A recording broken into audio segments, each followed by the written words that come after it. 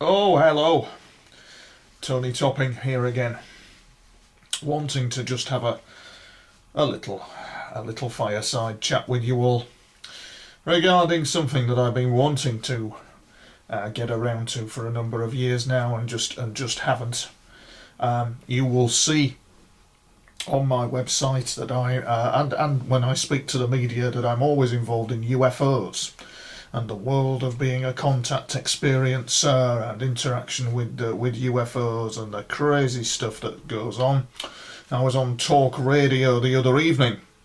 I was commenting on the show there that one of the biggest occupational hazards is fantasists, people in my line of work, people who think they work for the government, people who think they're spies, people who think they're members of secret societies. And what I wanted to do this evening was chat about, give a Me Too testimony. I wanted it to go down on camera, and it really is making some points, really, I think. Because when you look online, you look at the work of Will Smith, or you look at the work of Denzel Washington, you will find they're excellent motivational speakers, which they are. And there's a particular something that Will Smith comes out with, which is quite true. And what I wanted to do is, after 40 years at the sharp end of dealing with what I've had to deal with, I wanted to discuss a couple of things about the other parts of my life that happened to me and make a crucial point about it, you see. To begin with, when I was a child, I had a lousy childhood, ladies and gents. It was absolutely unbelievable. It was like living in a war zone. And at 10 years of age, and it's hard to talk about really, but at 10 years of age, I was abused. And it was not pleasant. And the person concerned, and I'll constantly say the person concerned, who is now no longer with us, but the person concerned would, period of 3 months, twice a day, 3 times a day, just abuse me. And then when they weren't abusing me, they were abusing themselves, and it was an absolute tragedy. It really was a tragedy, was all that. And you don't know at the age of 10 years of age what this adult is doing in front of you. You ain't got a clue what they're doing, and it will scar you. And equally, I think it was round about 12, 13 years of age, I don't know. You know, being locked up in a house when I went out to play. These two girlies locked me in this house. One of them nearly pulled my hair out my sockets. And the other one, well, they... The other one walked into the bloody room with nothing on and asked, oh, how do I look? She was about 15 at the time, I don't know. And that wasn't pretty. Having all that done to you was not a pretty sight.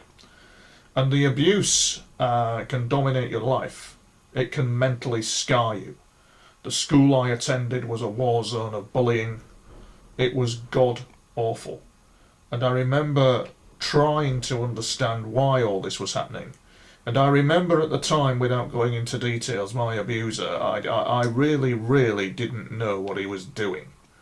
I was greatly puzzled by what he was doing.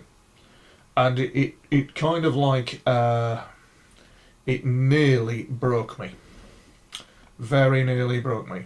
And the thing with it is that there's some interesting things going on, because later on in life, that person, I had to help them. And I remember very clearly my mother as well, who's sadly no longer with us.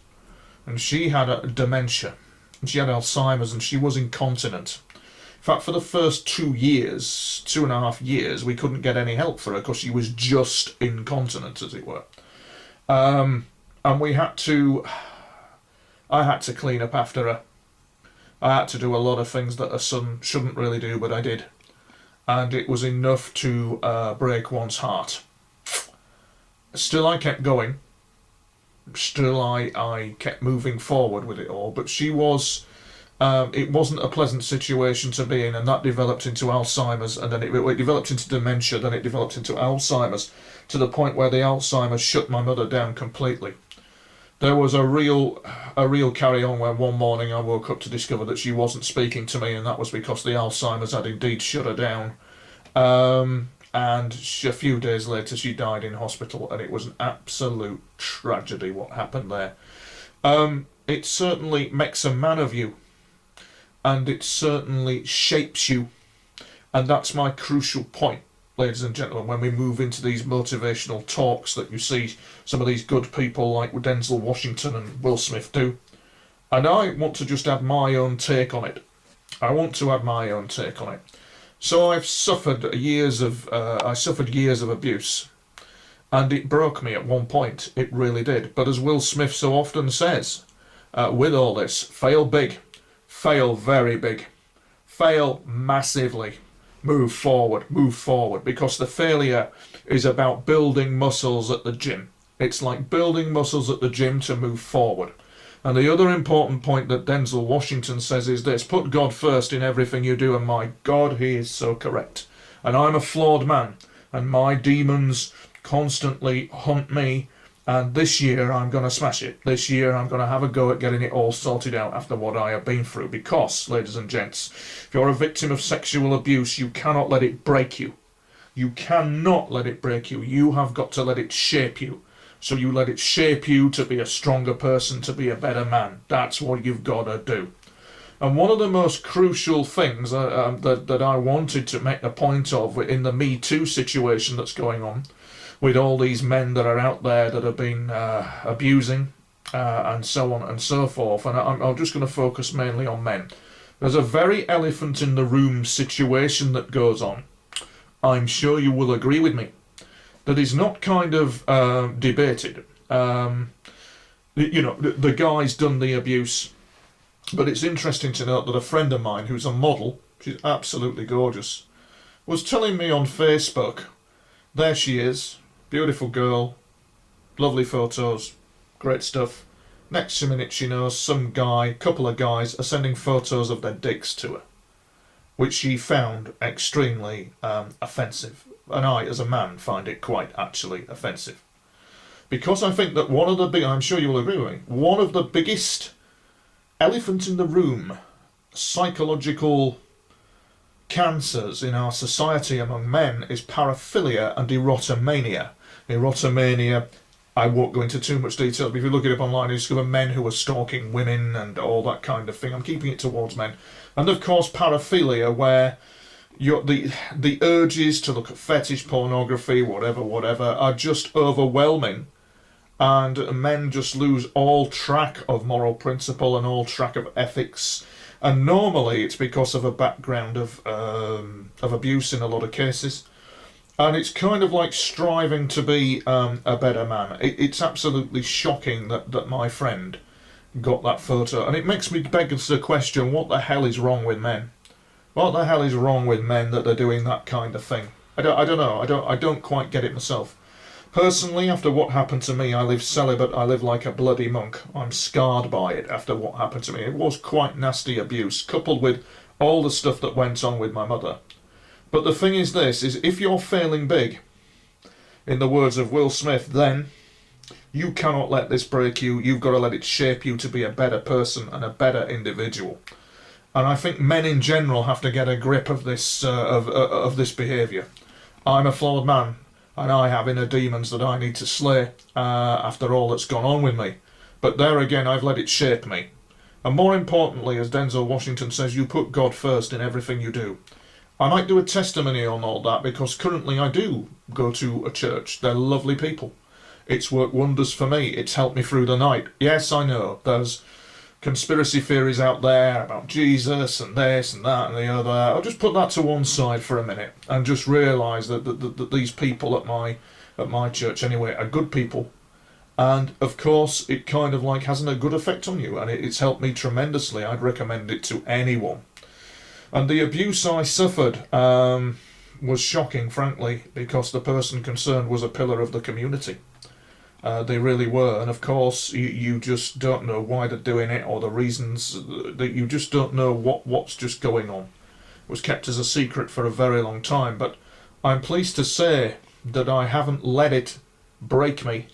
it has shaped me slowly now into a real solid man, real solid person. And it would be nice now, because I haven't had that for a long time, to have a nice girly friend. That would be really nice. But at the moment, I just feel I need to get my head around things, because what happened to my mother last year was absolutely unbelievable. I can handle a lot. I can handle a hell of a lot. But the bit that did me in was when she was asking for an ice cream from the hospital bed. And that really, it just did me in. As a female friend said, I hit the deck, which I did. I think I had a bit of a mental break with it all, really, frankly. So I think that's the crucial thing, is that you've got to put God first in everything you do. You've got to move forward, you've got to keep moving, and you have to take no notice of those voices in your head that say you can't do this, you can't do that, you can't do the other. And look up the subject of narcissism and people who suffer the psychological traits of narcissism, because normally, when you're an empathic, abused individual, you will attract those kind of people as well, and you've got to be careful of that. But I think the big issue, really, on the Metoo front, is men who are suffering conditions of erotomania, paraphilia, untreated. And to be quite frank, it's a pleasure prison. It is a pleasure prison that they're in. Because really, I don't think they feel fulfilled or valued with that kind of behaviour. I just don't. And I know my friend was absolutely furious.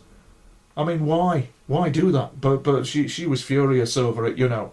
And it's a crazy world that we're living in. It really is. It's a very dark world as well, really, that we're living in. And so what I want to do is I'll probably do another testimony as well, which is more orientated towards my religious faith and all that kind of thing. I'll probably do that. But I just wanted to just voice my opinion, sound off really, and you know, look up Will Smith and what he has to say, and especially Denzel Washington as well, and what they have to say, motivational speaking that they do. It's absolutely super duper. So I think that's it for now. I wanted to keep it light because I didn't want to go too deep, because it's quite disturbing what happened to me. So I just wanted to keep it as light as possible. But I know that I failed big and become a different man because of it, because I've actually grabbed that failure, embraced it. Not that it was a failure, looking after my mother was not a failure, it was actually an achievement. Grab it, embrace it, move forward, grow from it, don't let it break you. Do not let it break you, let it shape you. If you're also a victim of sexual abuse, let it shape you, grow, move forward. Don't be in victim mode with it. Yes, I know it's a terrible thing, I realise. But you have to move on to become a stronger person. You have to manage it, you have to move forward from it, and that takes a bit of balls. It takes a bit of balls to do that kind of thing, because it is just not easy. And you'll see that my life has been one of extremes if you look on my website to do with UFOs. I've had all sorts happen there as well, and it shapes you. It eventually shapes you into a stronger and very different person. It certainly does.